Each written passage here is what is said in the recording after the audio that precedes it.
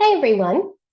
In this video, we will be talking about the second fundamental theorem of calculus for Math 1451 at Texas Tech University, which is Calculus 1.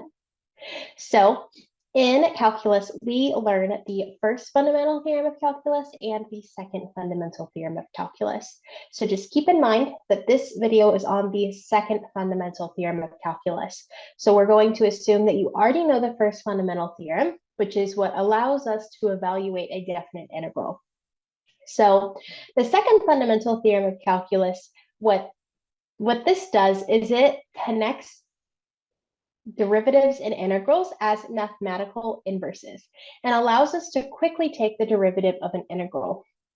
So since these operations are mathematical inverses, they're going to cancel each other out.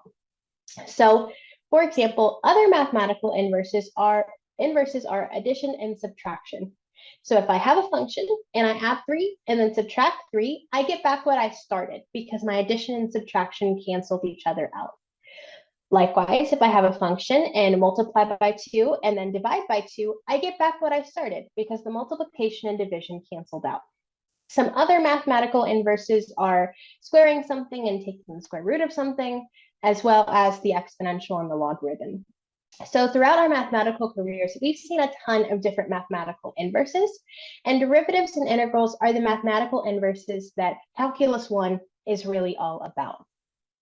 So the second fundamental theorem of calculus, which is in this box here, is just going to formally tell us when does my derivative cancel out straight away with my integral. So let's read this box.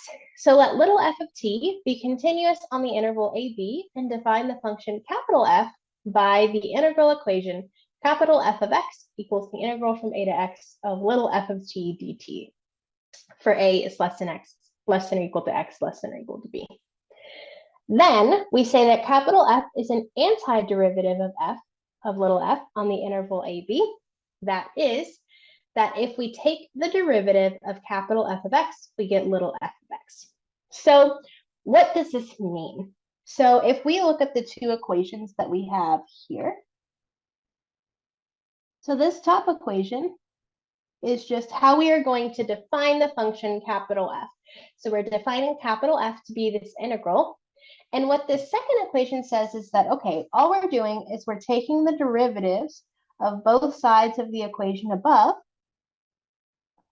And what this tells us is that whenever we take a derivative of an integral, we can just get the integrand. So what's happening here is this little x, all we do is put it into our integrand, and then we get little f of x. So what this is saying is that the derivative and integral cancel each other out, and we just replace our t in our integrand with our f. So in practice, if we're asked to take the derivative of an integral with x as the upper bound, we just put the x in our integrand, and that is our answer. So we should notice here that this specifically is when x is an upper bound. So we may not have x as our upper bound, and if we do have an x as our upper bound, it may not look exactly like an x, but we can still use the second fundamental theorem. So if the integral looks different, hope is not lost. We just have to do a little bit of extra work. So let's look at 4 examples. So the first one, on the left-hand side here, it looks exactly like we want it to.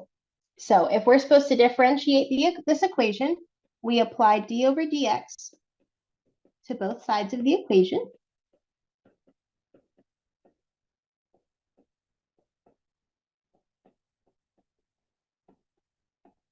Okay, so we apply d over dx to both sides of our equation. So on our left-hand side, we're going to have f prime of x. And then this right-hand side looks exactly like the second fundamental theorem. So our x is our top bound. So we're just going to put our x in for t. So this is just going to give us 2x minus 3. And that 7 as our lower bound does not affect anything. Okay, so this is the straightforward application. The x is my top bound. Everything is great. So if we look here at the example on the right, here we have something slightly different. So our x is our bottom bound, but like I said, hope is not lost. So again, I'm going to apply d over dx to both sides of this equation.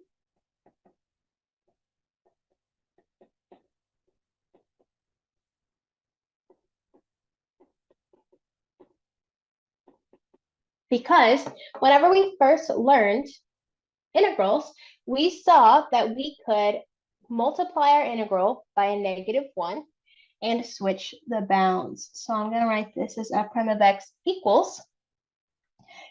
And like I said, we can multiply our integral by a -1, and that allows us to switch the order of the bounds. Oops. Okay, so we have this negative, and we can, like we've done before, we can factor a negative out of our derivative. So this is going to be negative d over dx times this integral. And now we have a derivative of an integral where x is our top bound. So again, all we do is take this x and replace it in the t. So now we have negative 2x minus 3. And again, this is our answer. The 7 as our lower bound did not affect anything. So if we have our x as our bottom bound, all we have to do is multiply by a -1 to make x our top bound, and then we can have our answer there. Okay, so if x is our top bound, we just immediately replace it. If x is our bottom bound, we need to switch it to be the top bound, and then we can replace it. So these two options are, again, more straightforward. However, if we look at these bottom two examples, here we have one that has a top bound of x squared, so our top bound isn't even an x. And in the other, we now have that x squared as our lower bound. So again, hope is not going to be lost here either. So we're going to start the exact same way by differentiating both sides of our equation.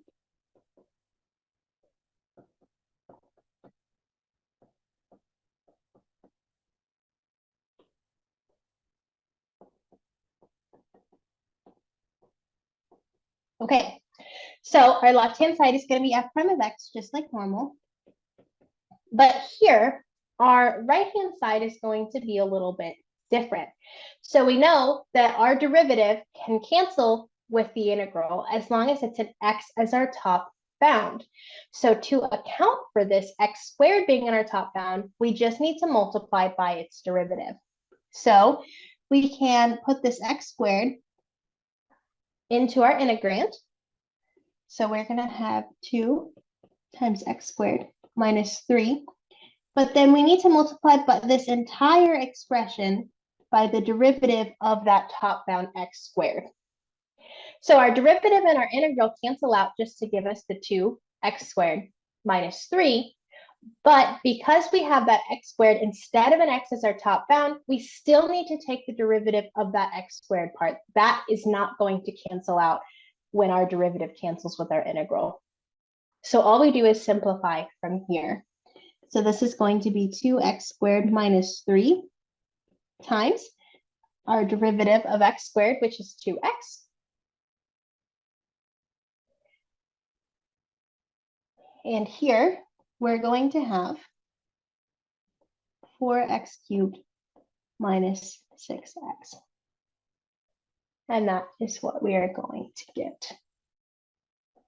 So again, like I've said both times before, the 7 as our lower bound does not impact anything. So whenever we have an upper bound that's not x, but x squared, e to the x, sine of x, it can really be anything.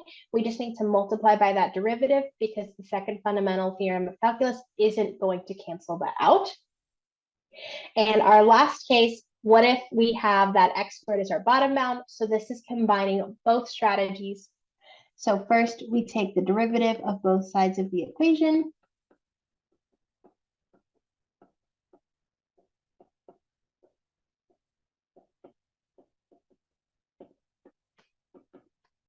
So our left side is f prime, And again, we need to multiply this integral by a -1, which will allow us to change our bounds so that our upper bound is now the x squared and our lower bound is now the 7. We can factor this negative out of the derivative.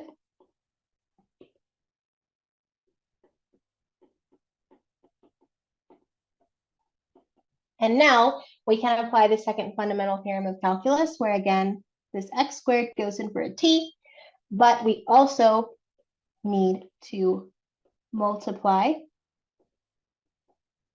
by the derivative of x squared.